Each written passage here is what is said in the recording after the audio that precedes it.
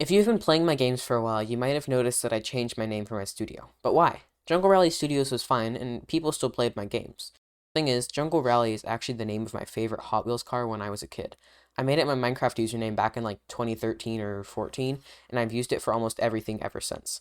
But a lot of people don't know that, so they might associate it with jungles and rallies, which are things that have nothing to do with me.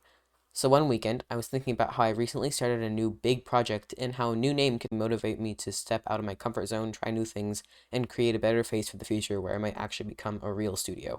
Then I had the problem of actually, making a game.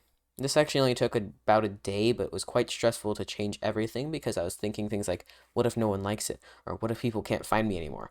Both are likely scenarios, the latter more so.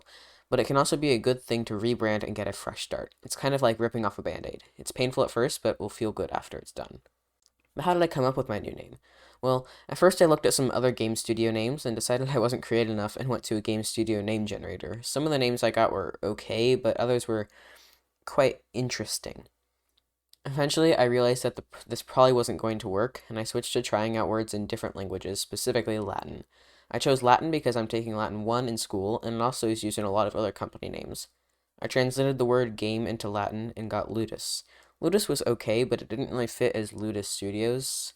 But Latin has many different cases for words, which can change how it is used in a sentence, but more importantly, in my case, how it's spelled. I changed the case so that instead of Ludus, it was Ludorem.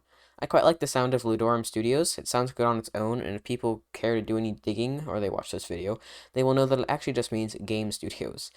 Then I wanted to make a new image for my Discord server, link in the description, YouTube channel, and Twitch channel. I've yet to change the Twitch.